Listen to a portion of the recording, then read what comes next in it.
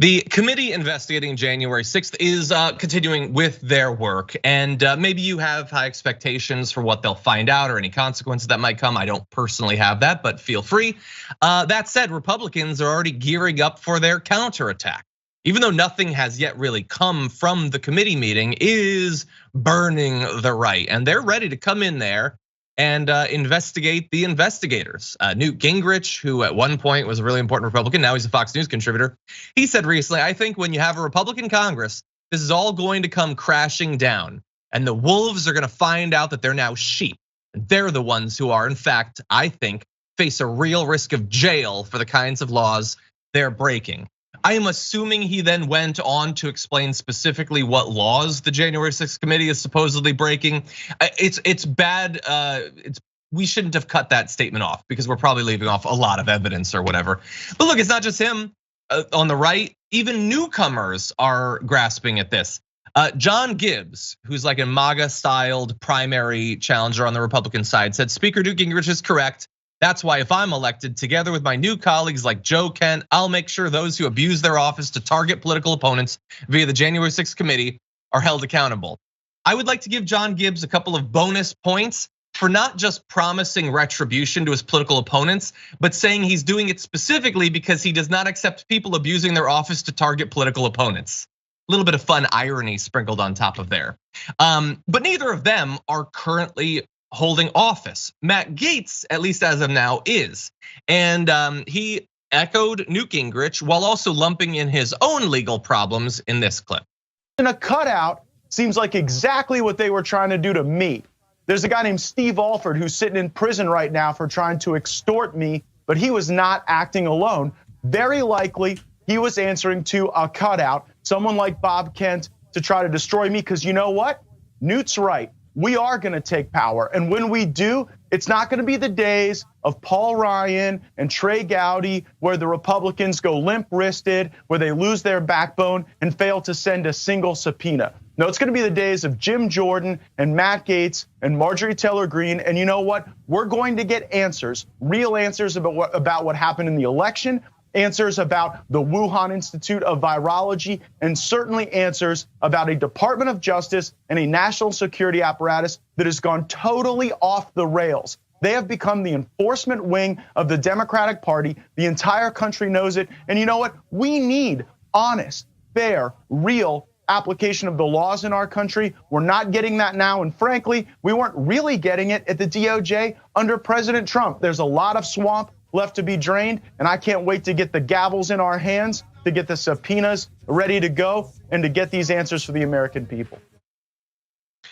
So there, Nina, he makes very clear that on a long list of conspiracy-laden topics, from his own personal issues with the legal accusations he's facing to something with Russia, something with Wuhan, January 6th, they're gonna be coming for people. What do you think? I'm trying to get over the phrase limp-wristed. Is that what he said? Yep. Yep. I'm stuck. I'm stuck right there, John.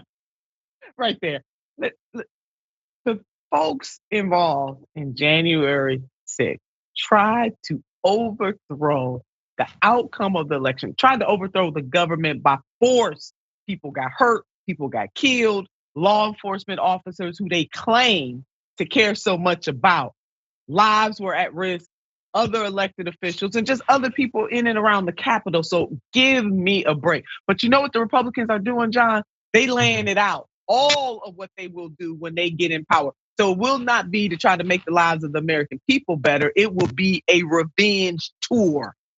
So Let me further know that the Democrats need to deliver something so that the Republicans do not get back in control, because they telling us the whole playbook right there. So we can't say we didn't know, because they laid it out. Yeah, exactly. Yeah, there's so much like dishonesty in DC. I appreciate a little bit of honesty. I think he is right. And I think while I hope that Matt Gaetz is not representative of all Republican congressmen because of his whole thing, in this area, I do think, that's what they all want. They're promising that when he gets in office for the rest of that congressional term and probably the rest of the Biden administration, our entire government, the only output of it will be committee hearings about I don't know, Russiagate or the Ukraine impeachment. Like, it's just going to be that. And the thing that bothers me about that so much isn't necessarily that like they're gonna be locking up Nancy Pelosi or whatever, because it's a lot of it is based on absolutely nothing and they don't control the DOJ.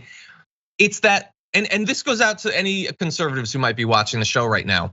I bet you loved what Matt Gaetz just said. I bet you are hoping, why can't we have Republicans in charge that'll do these hearings? I want more Benghazi hearings, but and you have been trained to want that, trained to love it.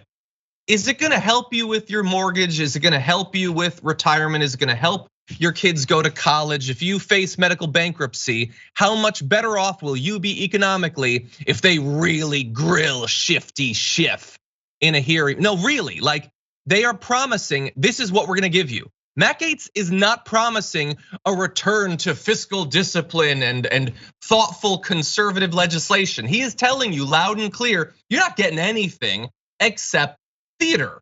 And that is what you want. That's sort of the rub.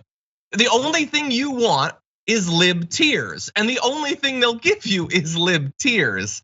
And meanwhile, the country falls apart and people fall behind, Nina. That's it. Let's not deal with climate chaos. Let's not deal with the lived experiences of most Americans. Let's not even deal with the fact that the pandemic is still raging and will have implications for us for the rest of our lives. Let's not deal with any of that. But we're gonna hold a revenge tour. We're gonna do a lot of hearings. That's what we got in store for you. Get nothing done in Congress per usual. Exactly. Well, look, Matt Gaetz might want to focus a little bit more on his own situation, which is dragging out. It's unfortunate, but that's the way the system works, I guess. Reports now say that his allies are quietly isolating him as the sex trafficking investigation nears its end. And the way that that's manifested, first of all, when you talk to his allies, some seem to disagree on this, but his ability to like get co-sponsors on bills he's interested or whatever is apparently much more difficult now. So I don't know how much he cares about that. I don't think he cares if people are a bit short with him in committee hearings. And this is about the extent that any sort of Republican strike back, even the most casual form, has actually come in. There's nothing more formal than this, no censure, no anything like that. But just in case you have been missing some of the developments in this case, earlier this month, Gaetz' ex-girlfriend testified before a federal grand jury. She could be a key witness in the Justice Department's probe into whether Gaetz violated federal sex trafficking laws and obstructed justice. But despite all of that and everything, they're totally sticking with him, the right, probably because Donald Trump loves him so much. GOP leaders haven't called on him to resign, stripped him of his committee assignments. The GOP leadership offices also ignored questions about what might actually lead them to do that. Like if there's a big interview that looks really bad, or charges, or an indictment, or a criminal conviction, would any of that get you to literally require anything out of Matt Gaetz? And they will not say. Even to the point of a criminal conviction for sex trafficking, they will not go on the record as saying, well, obviously that would cross a line.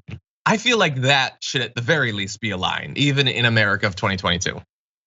Yeah, I agree with you, John. I mean, if they want to sit back and say, let the investigation continue, we'll make a decision afterward. Okay, fair enough. But what if the investigation determines that he is, found to have committed these acts? And like you said, if he's found guilty, I mean, what is it going to take for them? We are in bizarro land for sure. Yeah, definitely. That's certainly the way it feels.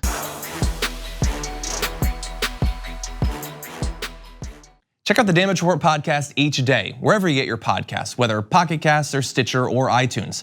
You can join me as I give you the news and stories you want, with a range of co-hosts and interview guests jumping in on the fun each day. Again, that's the Damage Report, wherever you get your podcasts. And if you get them at iTunes, don't forget to rate and review. Sometimes I'll read them live on the show.